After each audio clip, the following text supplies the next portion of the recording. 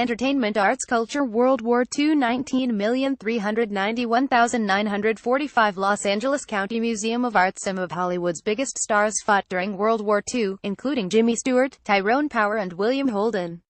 Less known are the noted directors who also enlisted and put themselves in harm's way to make documentaries and to capture the liberation of the Nazi concentration camps. A new exhibition at the Los Angeles Museum of the Holocaust, filming the camps John Ford, Samuel Fuller, George Stevens, From Hollywood to Nuremberg, revolves around the concentration camp footage captured by these three directors. Created and circulated by the Memorial de la Shoah in Paris and curated by filmmaker and historian Christian Delage, Filming the Camps presents rare footage of the liberation of Dachau, burials at Fachenau, and documentary footage for the Nuremberg trials after the war. Our museum is unique because we teach the LA narrative as part of when we talk about the Holocaust, said executive director Beth Keane.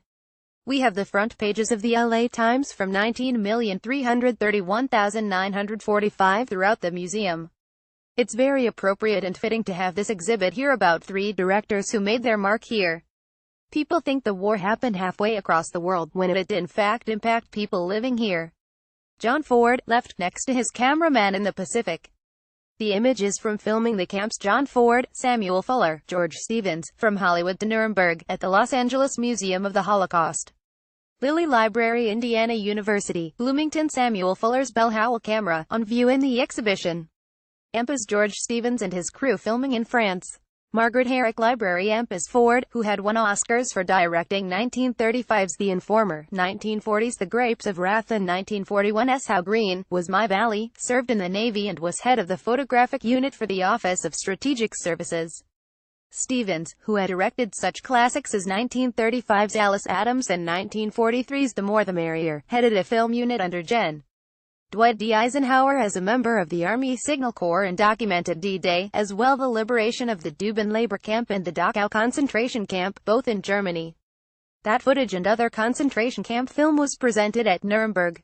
Fuller, who directed such gritty war films as 1951's The Steel Helmet and 1980's The Big Red One, wasn't a filmmaker during World War II but an infantryman who shot the harrowing 16mm footage of Fachenau in what was then Czechoslovakia. Fuller was not a member of the team, so it's a personal story, Delage said. George Stevens at Dachau, 1957. Margaret Herrick Library. Amp's a caption sheet titled Atrocities, from Dachau and dated May 3, 1945. Filmmakers were charged with documenting history. Margaret Herrick Library. Amp's The exhibition also shows how photographs and film footage were shot to document history. There was a specific process that had to take place, Keane said. The exhibit shows what procedures these men had to take. They had to prove the authenticity of what they had taken. They had to prove that it actually happened. That's what Christian wanted to point out. Everything was deliberate. The way they took the photographs, the angles, so they could be used as evidence. People don't realize it. Stevens' feature films after he returned from the war were much more dramatic and serious than his pre-war comedies. He won Oscars for 1951's A Place in the Sun and 1956's Giant and earned a nomination for the 1959 World War II film The Diary of Anne Frank. Stevens was the most touched by what he saw during the war, Delage said. He was not a soldier like Fuller, and he was less a tough guy than Ford was. Filming the Camps continues at the Los Angeles Museum of the Holocaust through April 30. Calendar at lawtimes.com or arts coverage with raw eggs and clay. Anna Maria Maialino makes art about being a woman. David Geffen pledged $150 million for new LACMA building. The LA Phil effect hits New York, Cleveland and beyond. Copyright 2017, Los Angeles Times.